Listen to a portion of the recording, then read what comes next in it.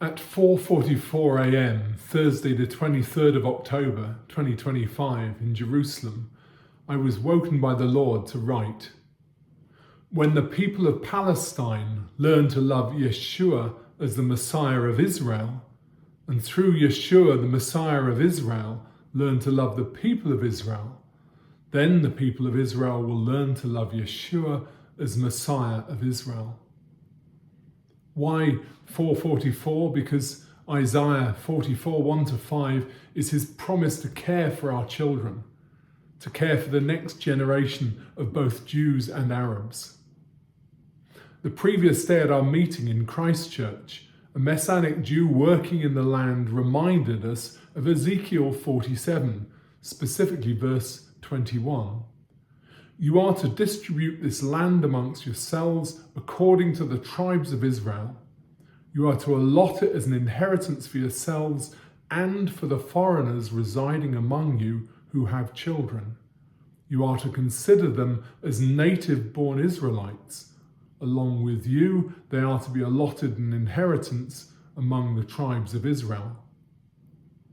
How can this happen, I thought, with the Palestinians living in Israel? And I felt the Lord reminding me of what he had just given me.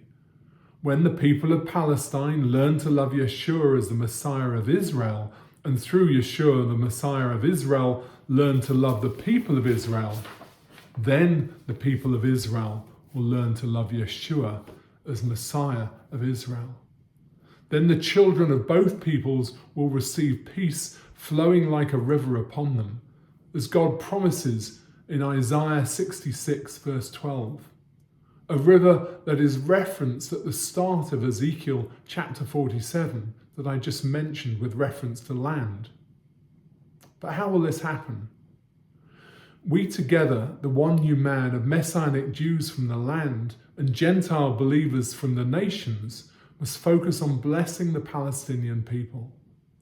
This blessing should be both practical with offers of assistance to those living in an aftermath of a war and spiritual. The spiritual help is to share the revelation that we ourselves have come to, that God never intended the Gentile Christians to replace the Jewish people as his chosen people, that he never rejected the Jewish people. See Romans 11 for more of that. Then with the crucial help of our precious Arab brothers and sisters who already love Israel and who have been raised up by God for such a time as this, then when the people of Palestine learn to love Yeshua, the Messiah of Israel, and through Yeshua, the Messiah of Israel, learn to love the people of Israel, then the people of Israel will learn to love Yeshua as Messiah of Israel, through the unbelievable witness of this Palestinian transformation. For years now, the Lord has been saying to me that the greatest harvest of souls is coming on the world, unlike anything the world has seen before. That is, more people are about to come to faith than ever before. In the last year and a half, he's been pointing out people and saying, this person is a first fruit of that harvest, or this person is a first fruit of that harvest. But he has also said that the harvest will be among the people whom nobody else wants and who nobody loves. Many people in the church, he said, will actually leave the church because they don't want to be associated with these people. But if we stay and love them, they will reach their brothers and sisters and colleagues and friends who we could never reach, and they too will come in and bring with them such a need of deliverance and healing that the body of Yeshua will become as supernatural again as it was in the early church. Well, that morning it occurred to me in Jerusalem, who is as unloved as many as the Palestinian people feel themselves to be there in the land? Later that morning, but still early, I went to Christchurch, the oldest Protestant church in the Middle East, established for a Messianic congregation, because we were meeting there for our strategic prayer gathering to ask permission to share this word. However, our way was blocked by Israeli soldiers. The whole square was closed down as the American vice president was coming through it shortly to visit the Church of the Holy Sepulchre.